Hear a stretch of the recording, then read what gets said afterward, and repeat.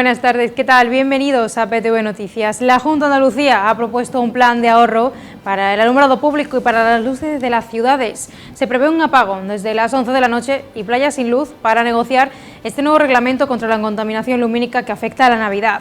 La situación actual de crisis energética causada por la invasión de Ucrania y la necesidad de minimizar el consumo eléctrico, también está animado por la subida de precios por el pago de la factura de la luz, ha llevado consigo al Gobierno andaluz a plantearse limitaciones en las emisiones de luces en las ciudades y pueblos de Andalucía. Todo ello cuando se manejan datos relevantes que apremian ese tipo de medidas, como son la iluminación festiva, tanto la de Navidad como la de las fiestas locales, que suponen la mitad de la factura de anual para los ayuntamientos por este alumbramiento. Anunciamos PTV Noticias.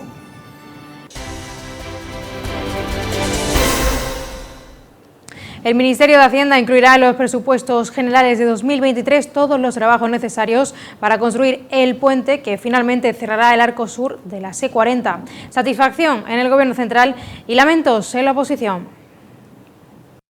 María Jesús Montero califica de magnífica noticia para la provincia de Sevilla la decisión del Ministerio de Transportes del cierre del anillo sur de la C40 con un puente. Según Montero, por fin un proyecto emblemático tiene perspectivas de convertirse en una realidad. Es una magnífica noticia que un proyecto emblemático para esta ciudad y para esta provincia por fin pueda tener una perspectiva y pueda tener unas posibilidades de viabilidad reales. No tengo duda que todos los trabajos que se requieran para el año 2023 estarán incorporados al presupuesto. De este modo, el Ministerio incluirá en los presupuestos generales una partida destinada a financiar estos trabajos, al igual que los 21 millones de euros de la primera anualidad del metro. En cambio, desde el Partido Popular se lamenta que el Gobierno central haya tirado por la borda un trabajo de 20 años y que se opte por el puente en vez de por el túnel. La consejera de Fomento de la Junta, Marifran Carazo, califica esta decisión de injustificable y que cuenta con el rechazo de la sociedad sevillana. Lamentamos, como ya lo hicimos, que el Gobierno de Pedro Sánchez haya tirado por la borda el trabajo realizado para terminar el cierre de la C40.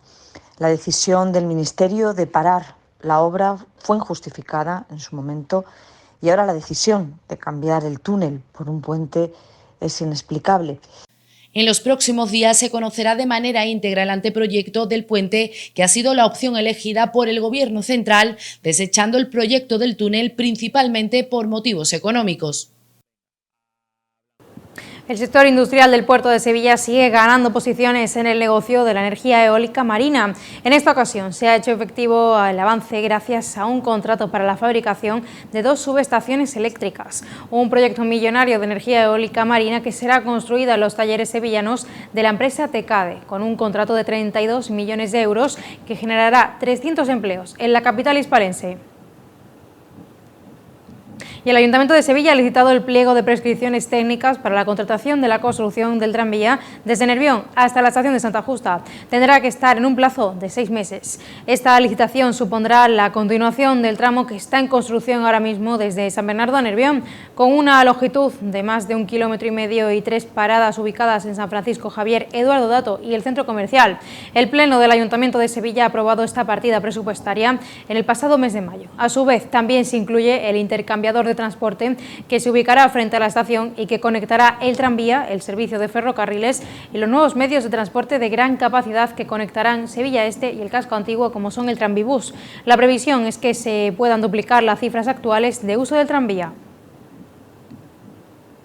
Y también el Ayuntamiento ha presentado esta mañana en un tramo de la rehabilitación integral del Paseo de Tornedo, en concreto la zona más cercana a la estación de Plaza de Armas, que se recupera como un espacio de convivencia tras varios meses de obras. La renovación estética y estructural del Paseo de Torneo empieza a ser una realidad. Desde este lunes, los sevillanos ya pueden disfrutar de casi 700 metros de espacios comunes que comprenden la calle Jándalo y la estatua del general San Martín. En definitiva, de un espacio desarticulado, desaprovechado, que no invitaba a su visita, pues vamos a pasar a un espacio totalmente atractivo. Pues estoy seguro que va a ser un espacio para el disfrute de la familia del centro histórico y que va a tener un respaldo importante de esta obra. Tras la apertura de la ronda y la peatonalización de la avenida de la Cruz Roja, el Ayuntamiento apuesta ahora por la terminación de las obras en Torneo, en la margen oriental del Guadalquivir.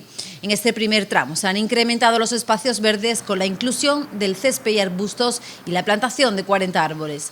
También se ha renovado el mobiliario urbano, la iluminación y la red de depuración de aguas. Por tanto, una obra integral que yo espero que a partir de ahora sirva de escape, si se me permite la expresión, a los vecinos, sobre todo del centro histórico, también de la Macarena, de San Jerónimo y por qué no Triana, pero fundamentalmente al centro histórico, para venir a pasear, para venir con la bicicleta y estar en los espacios comunes que se van a desarrollar en este espacio.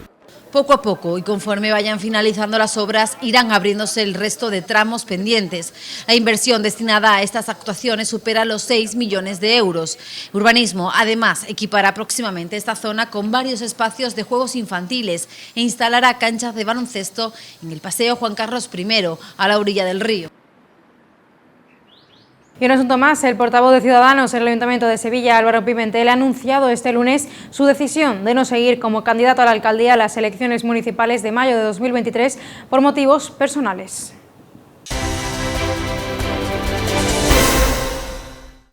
Emasesa invertirá más de 11 millones de euros para reducir el riesgo de inundaciones por precipitaciones en Sevilla Este.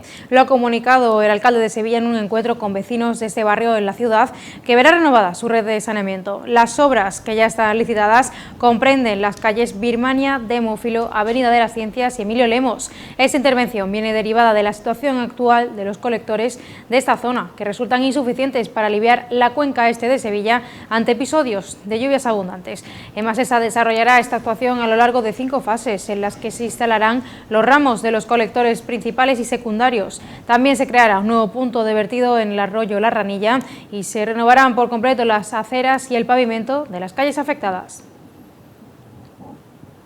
Y Aljarafesa, empresa que abastece de agua potable a 30 municipios de la provincia de Sevilla, publicará próximamente un bando en el que se anunciarán las nuevas medidas para ahorrar en el consumo ante la declaración de alerta por sequía. Entre estas medidas concretas que serán propuestas a la Mancomunidad de Municipios del Aljarafe, se fija la prohibición de usar agua potable para el riego y el baldeo de calles, plazas y recintos públicos, así también como el llenado de piscinas que no dispongan de sistemas de recirculación. Tampoco pondrá a usarse fuentes para el consumo humano que no dispongan de un sistema de cierre automático o para limpieza de vehículos. Estas medidas no entrarán en vigor hasta que se publique el bando en los días 1 de octubre.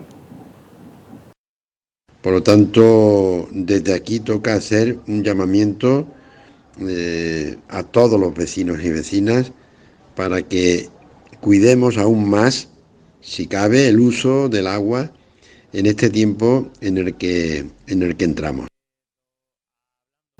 Y la provincia de Sevilla ha despedido uno de los veranos más mortales de los últimos tiempos. Según revela el MOMO, el sistema que monitoriza la mortalidad diaria, nunca antes se había registrado una estimación oficial de las muertes atribuidas a altas temperaturas durante estos últimos 93 días.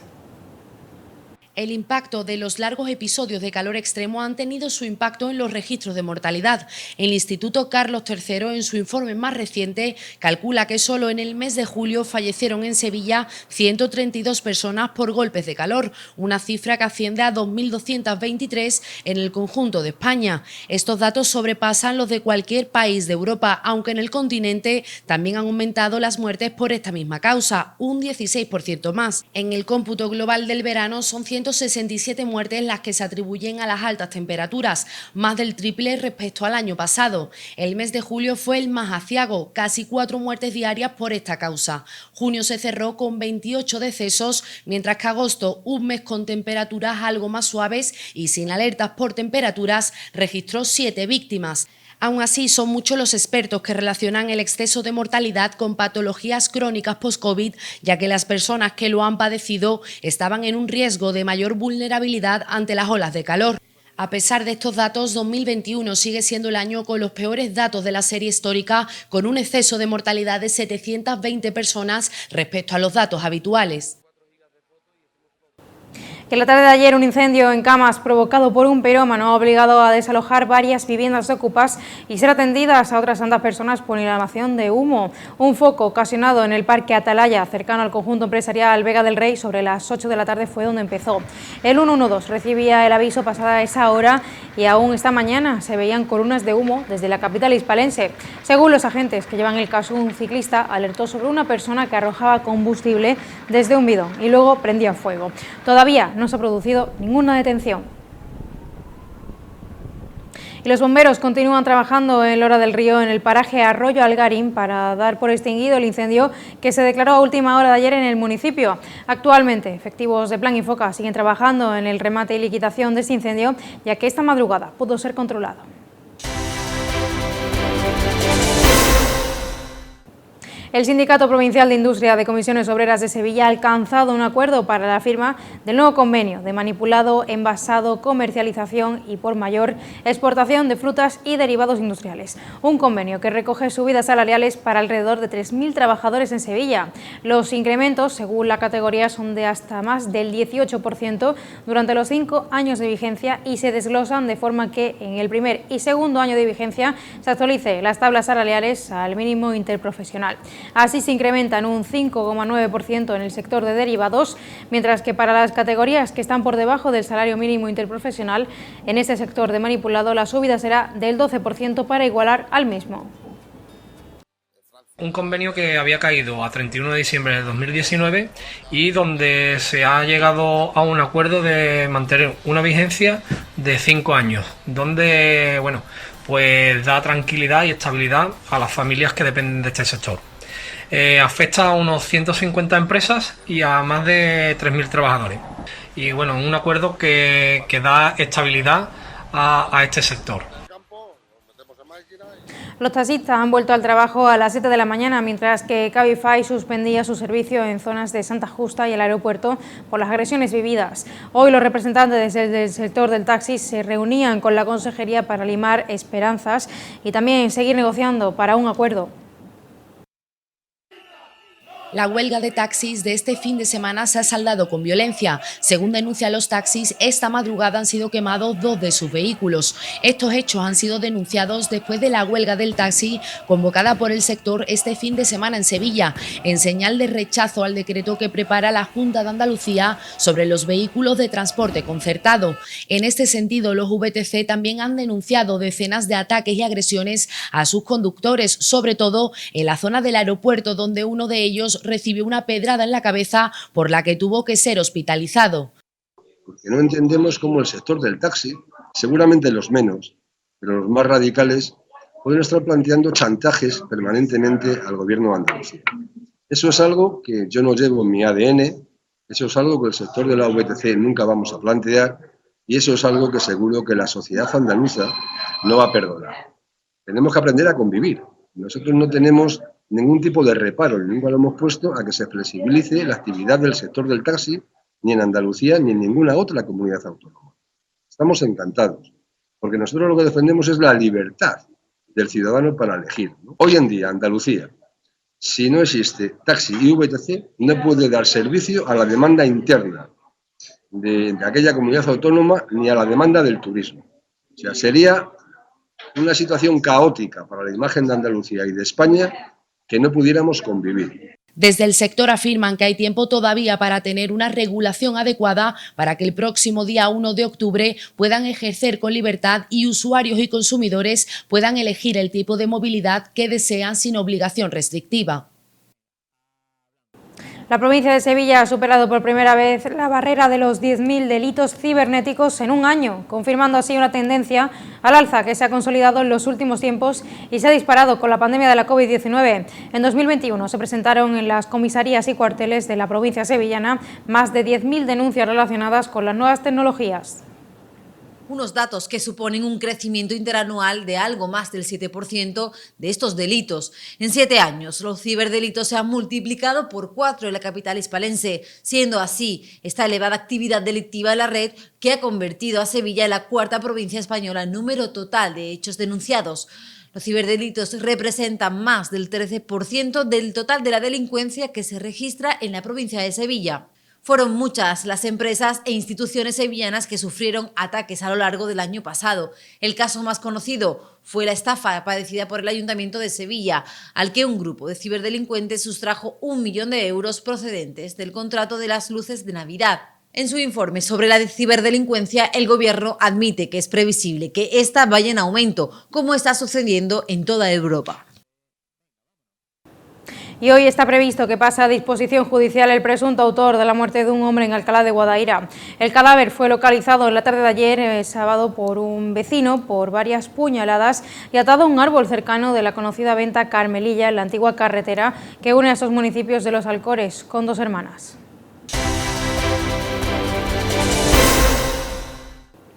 Vuelve la cultura a los barrios. En esta ocasión, la apuesta del consistorio local Calle Cultura llegaba este domingo a la calle Camino de los Toros de Pinomontano. En esta nueva edición cultural se ha centrado en la juventud con una amplia programación durante toda la mañana.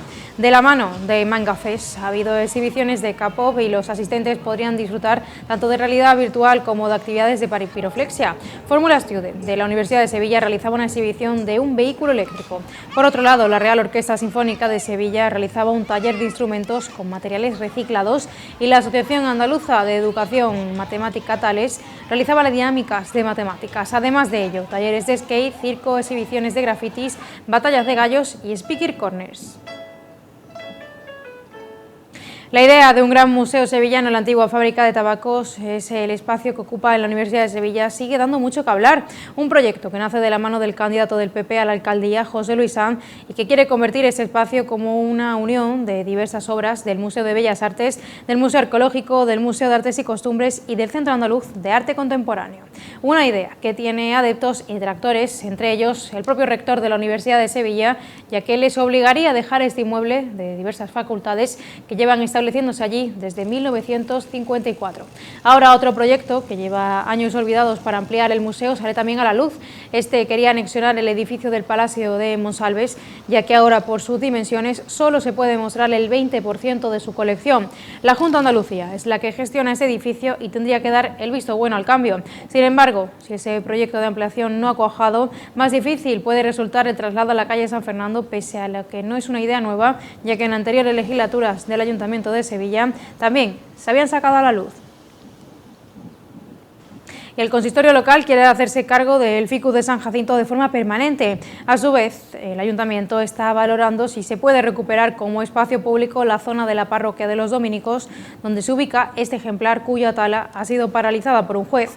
Desde el gobierno local reconoce que van a intentar mantener el ficus una vez que las partes enfrentadas se han dado un plazo de 3 meses para alcanzar un acuerdo. Hace una semana que el juzgado de lo contencioso administrativo número 9 de Sevilla paralizaba este proceso durante 60 días por la tala del ficus de la iglesia de San Jacinto. La paralización del proceso se produce después de que el juzgado acordase la suspensión de esta tala.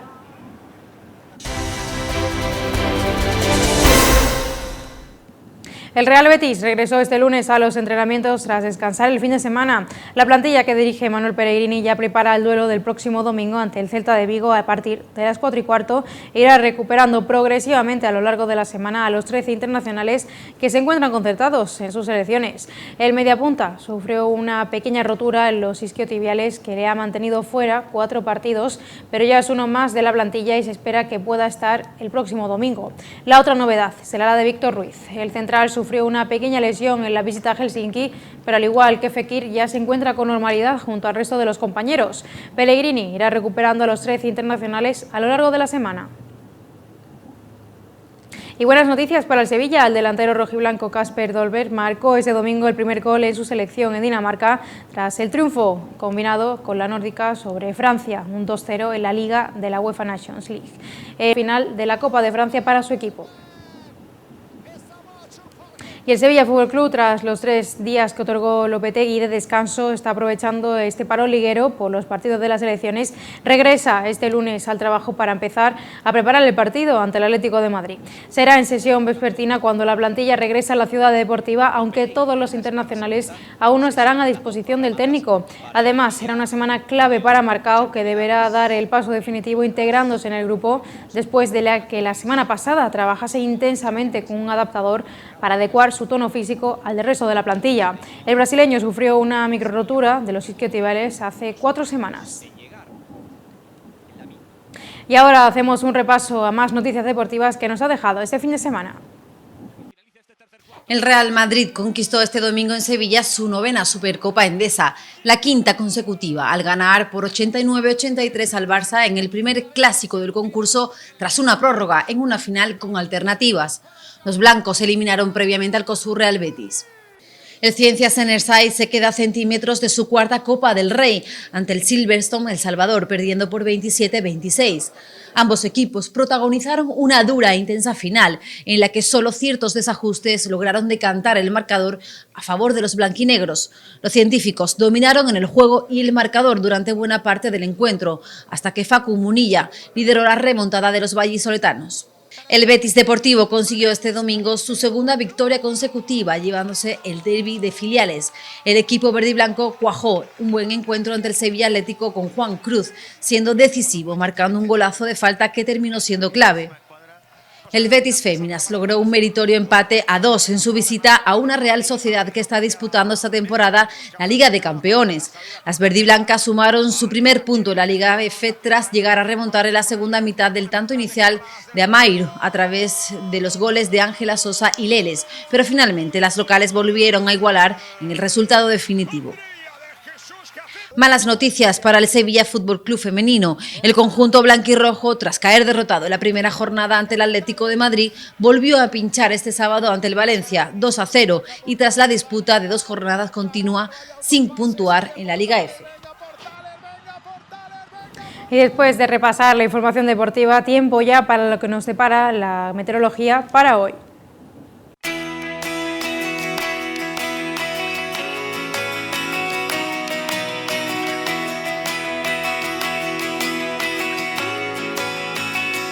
Este lunes tendremos en la provincia de Sevilla cielos poco nubosos con intervalos de nubes bajas matinales.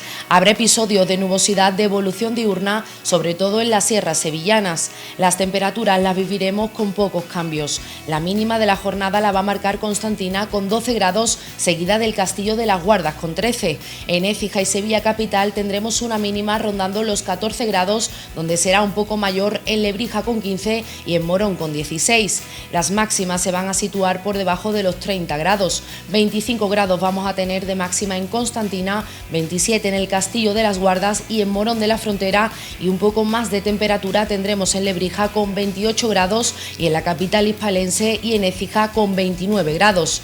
Los vientos van a soplar de componente oeste flojos. Y este domingo 25 de septiembre el Festival Icónica acogía uno de los eventos más esperados, el pianista universal Ludovico Einaudi. Tras el éxito de las bandas sonoras como Nomadland y The Father, el ilustre compositor y pianista Ludovico regresaba a escena con Underwater, su primer álbum para solo de piano en 20 años, con todas las entradas vendidas. Un proyecto que nació en el confinamiento del 2020, cuando este reconocido compositor aprovechaba la oportunidad para escribir canciones en la más pura intimidad. Solo Einaudi y su piano. Con este concierto les dejamos. Volvemos esta tarde con más actualidad a las 8:30 en PTV Noticias, segunda edición. Pasen muy buen día y muy buena tarde.